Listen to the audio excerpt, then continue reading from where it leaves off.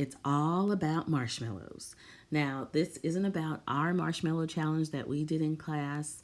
That is something that's separate. But the reason this is called It's All About Marshmallows is because there's a popular psychology experiment called the Stanford Marshmallow Experiment. And can you guess what university that experiment took place at?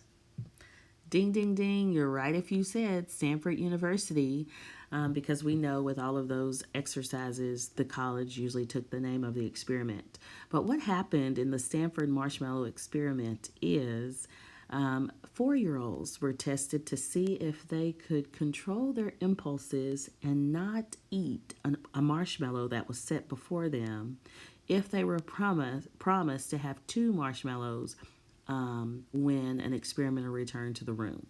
So, the reason chapter 17 is called It's All About Marshmallows is because this chapter is about intelligence and what makes people smart. And sort of the results of the marshmallow experiment at Stanford University showed us that children who were able to control their impulses and not eat that marshmallow after a period of 2 or 3 minutes, something like that, they tended to be stronger, better, more stable, smarter adults.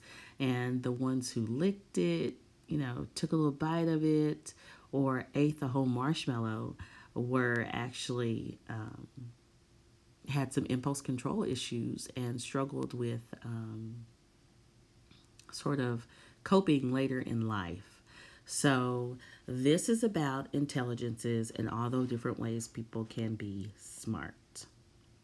So, here are our objectives for chapter 17. And we're going to talk about what EQ and IQ are in just a few moments. So, take a few minutes to just kind of look at, what things you should learn from the chapter.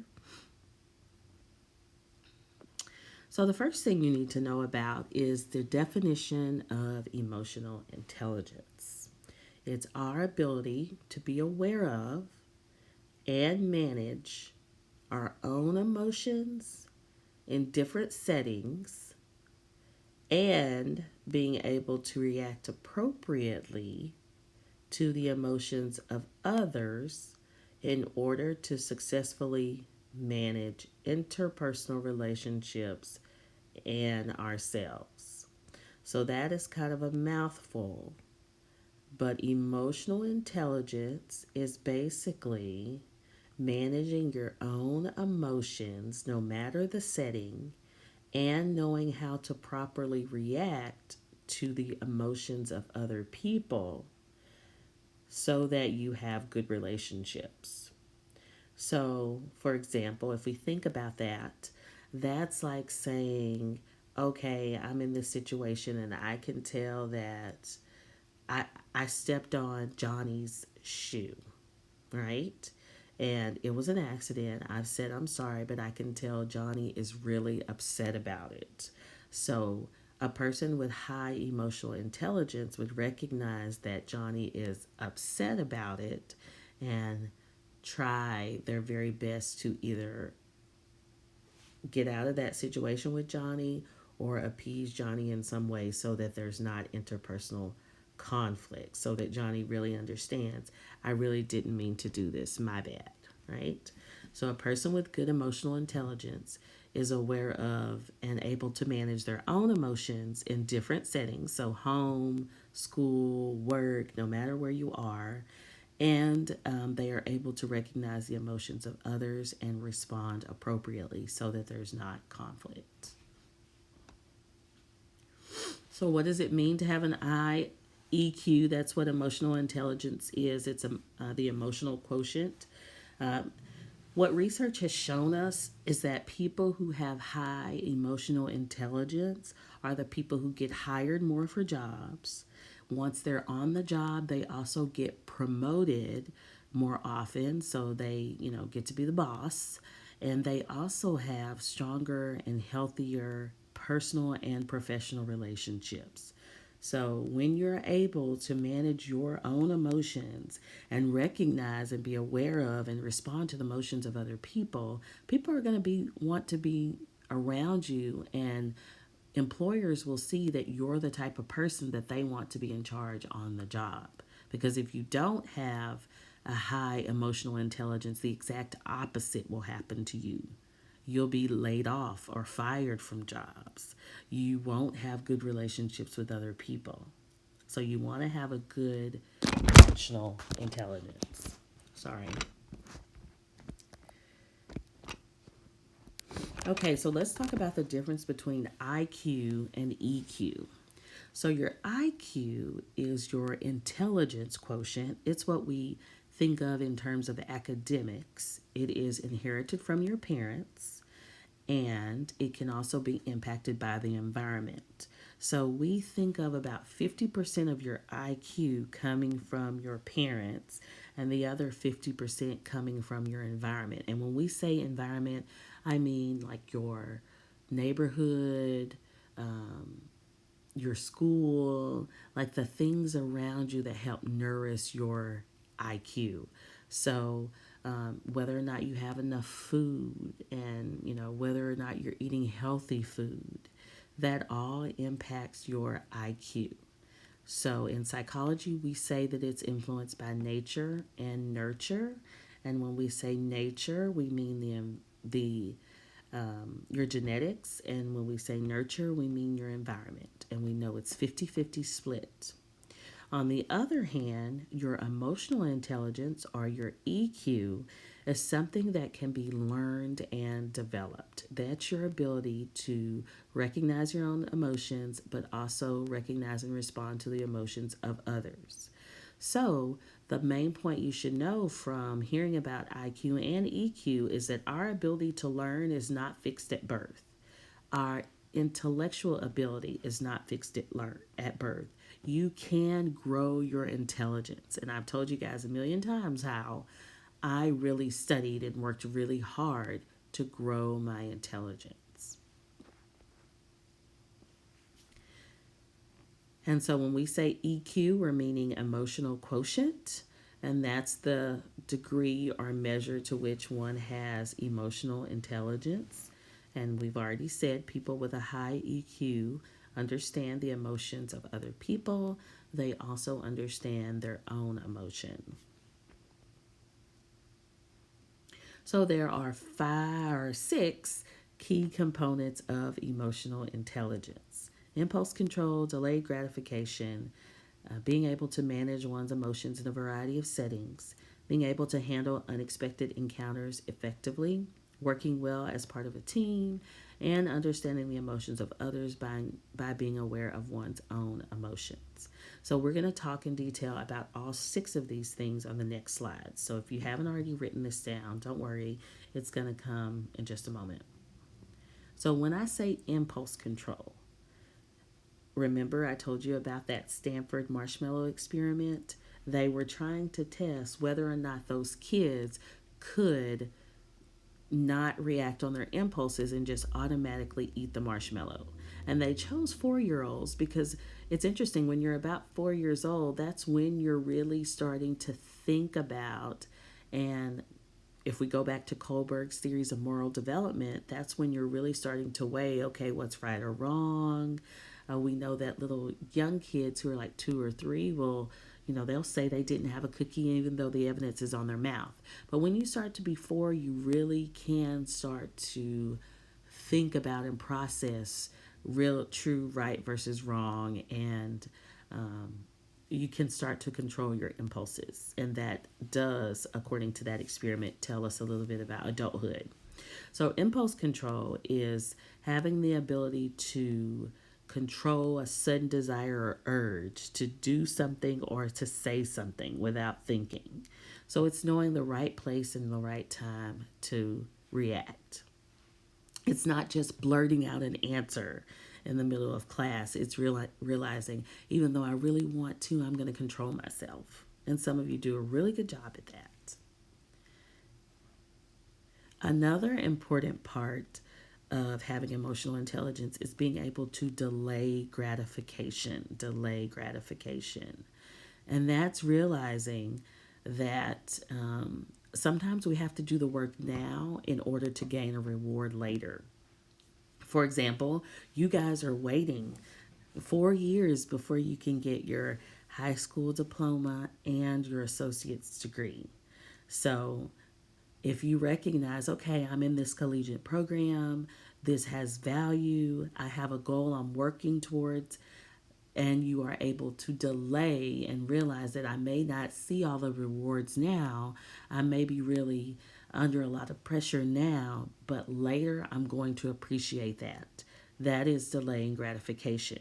Just like in the marshmallow experiment at Stanford University, they gave the kids the marshmallow and they told them, if you cannot eat this marshmallow until I come back in the room, I will give you another marshmallow. So if you can just wait, control your impulses, delay the gratification of eating the marshmallow, when I return, you get two.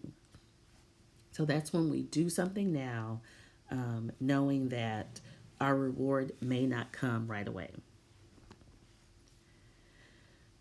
There are also three habits of people with high emotional intelligence. That's personal competence, social competence, and locus of control. And we're going to talk in detail about what those three components are as well. So if you don't get that right now, just wait, it's coming up. So your personal competence and your social competence. So when you think of competence, think of knowing and being aware of something. So personal competence is being in tune and aware of your own self, your own internal states, your preferences, what's going on with you, how you're feeling, what you need to do to be successful. I hope all of you, now that our learning environment has changed dramatically, I hope that all of you have personal competence. And as you're creating your study plan and thinking of how you are going to complete all of your work now that you're at home and you have distractions and you don't have the structure of school, hopefully you are personally competent and you're aware of what things you need to do in order to be successful and finish the year on a strong note. Social competence is being able to exercise empathy and possessing the appropriate social skills. So, this is being aware of and knowing how to handle yourself in social situations. So, if I'm around other people, how do I respond to them in a way that I won't hurt their feelings, or I can respond to the needs that other people have? And I can recognize, okay, somebody, so and so is going through something. I should be aware of that and lay low. Locus of control. When you think of locus of control, the word locus means a position or a point. So our locus of control is sort of the point or the position, the way you feel about your life and what you're in control of. By definition, it's the control and position of ourselves relative to the people, places, and things we encounter in our world. So there are two types of locus of control. There's an internal locus of control and an external locus of control.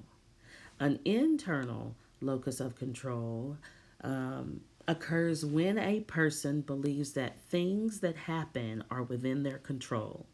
They believe you get what you put in from a situation. So people who have an internal locus of control, they don't blame others. They take responsibility and they say, I realize I'm in control of my own life and what happens to me.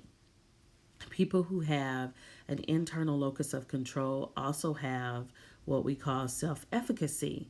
And we've been talking about self-efficacy all school year. And that is believing that you are capable of doing something. So people who have high self-efficacy tend to have an internal locus of control. Like they are confident in their own abilities to accomplish something.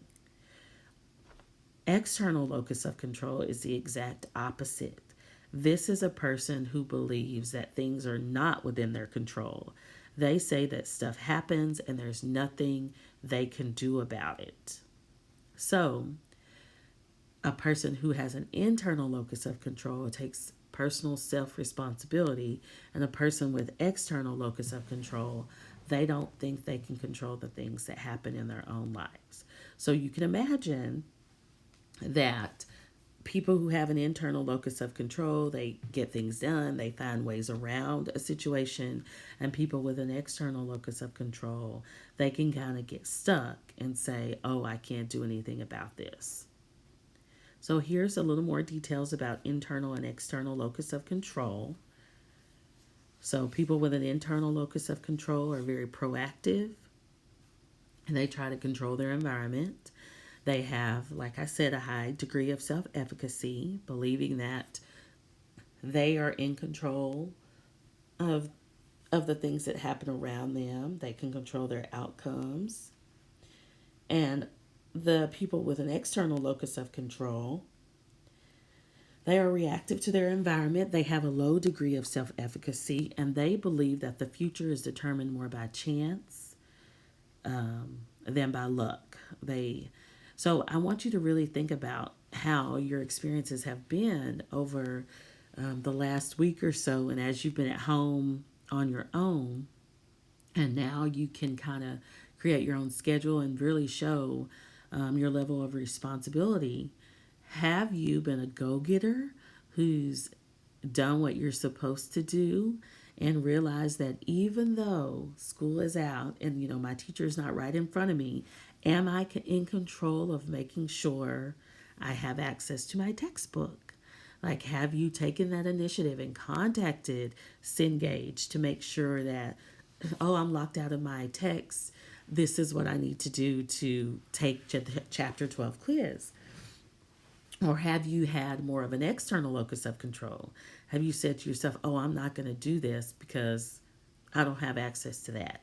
I can't take the quiz because my login doesn't work. Because somebody with an external locus of control is going to say, I don't have any control. I can't do it. It's outside of my control.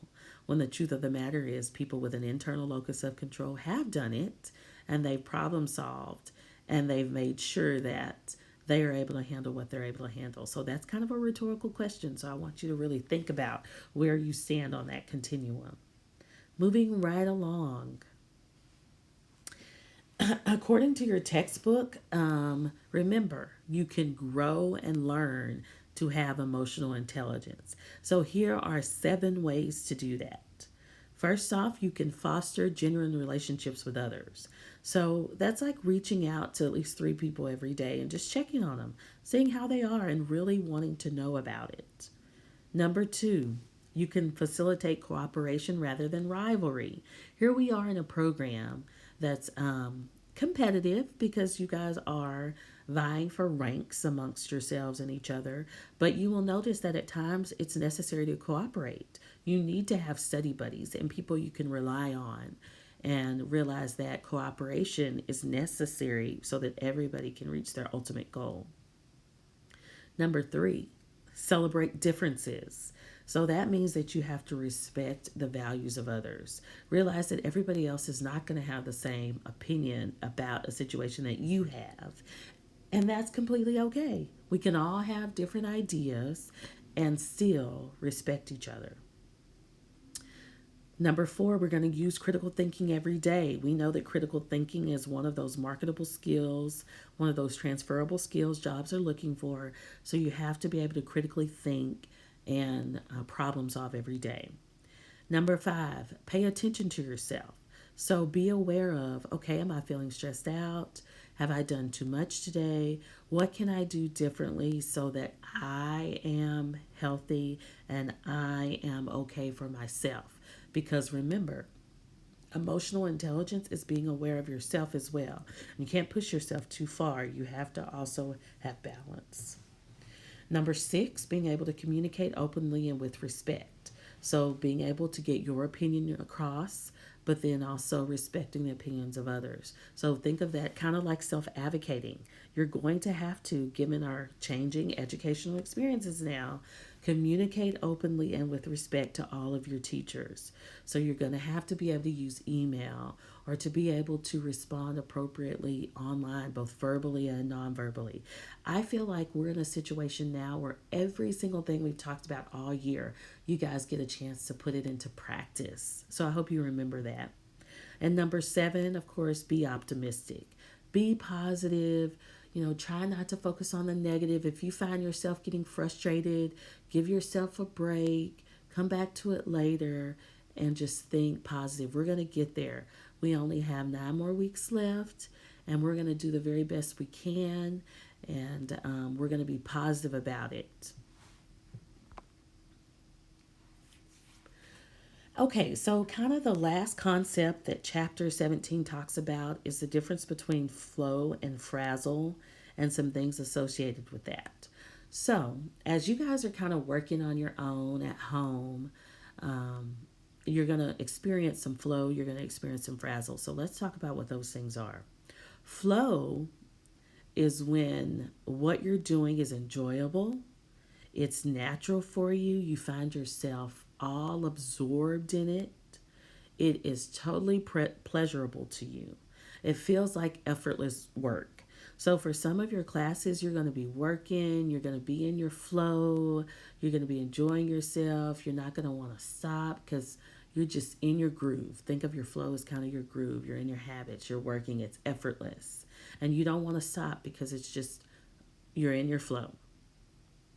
The opposite of flow is frazzle, and that's a state of being so stressed out that the individual focuses more on the problems and what's causing them stress than on getting the job done.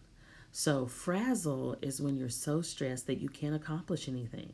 Some of you might feel frustrated because you don't know your login for turnitin.com, or you don't know your login for Cengage because all of you save those things on your computer, and for whatever reason it may not be working now. You might be experiencing some frazzle.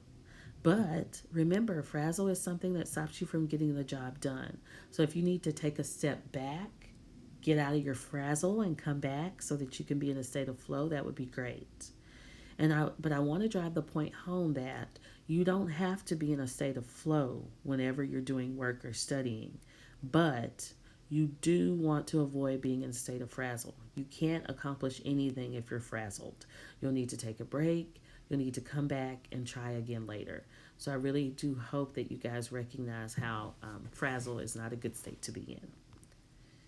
And here are 7 ways to avoid experiencing frazzle. This is the last thing from chapter 17. First off, using the ABCs of self-management. Okay, this is the perfect time. Do you remember what ABCs of self-management are? Do you remember about working your A's off? I hope you guys are making lists each day of what you need to accomplish, looking at, okay, these are the things that A have to be done. These are the things B that are important. And C, these are the things that if I don't get to today, they're okay to do later. Hopefully you're making those lists. I know I am. I have tons of lists set up so that I'll remember to do everything each day. Number 2, you also want to assign value. Know your why. Why are you doing this? And it might just be simply, I'm doing this because I need to get the grade. I want to get all my credits for this semester. Number 3, you want to regularly practice and study the SBTA method. You can't really do that now because that's something we haven't quite gotten to yet, but that has to do with rebooting your brain to think and manage stress. So basically, it's just not being stressed and realizing that, I need to avoid the frazzle. Maybe I need to go for a walk or do some coloring or listen to some music or something like that so that I'm not too stressed. Number 4, you need to accept your thoughts and feelings. So if you are feeling stressed or if you are feeling frustrated, you need to accept that and acknowledge that and be aware of that and take a break so that those feelings can be managed so that you can focus on what you're supposed to be doing. Number 5, you need to know your purpose. Always know your purpose for why you're doing it. And hopefully for every class, you have objectives and you know what the purpose is in your learning. Number 6, you need to do what needs to be done next. Do what needs to be done next. So again, if you're keeping those lists, if you're aware of what you need to do for all of your classes, that will help you with that. And if you haven't gotten a lot of work from any of your other teachers, you will start getting some work. Some people are just still getting some things together. So it's going to come and you'll hopefully still be able to finish things, especially this fifth grading cycle, because this grading cycle ends on April 9th. And right now we're out of school until April 3rd. So I'm pretty sure the stuff that you're doing at home is going to kind of wrap up things for you for fifth cycle. And last but not least, number 7 is you want to fake it until you make it. Later on in a few chapters, there's a whole chapter on faking it until you make it. So even though you may not like it, you really don't want to do it. You just do it to get it done and smile while you're doing it, be optimistic while you're doing it, and then you don't have to worry about it anymore. So that is all of chapter 17. I don't have a particular assignment for you guys to do for chapter 17 other than making sure you take your notes because you are going to have a test over it. But I'm giving you chapter 17 notes along with chapter 18. Chapter 18 is much smaller, and there's an assignment that's associated with chapter 18. So for this week, you have to read chapter 17 or take your notes on chapter 17 and 18, and then also complete the multiple intelligences inventory and response, and then also take your test for chapters 16, 17, and 18. If you guys have any questions, just know that daily I'll be online on Google Meets from 3 to 5 p.m. If you guys want to join in and if you have a question about something, that's all.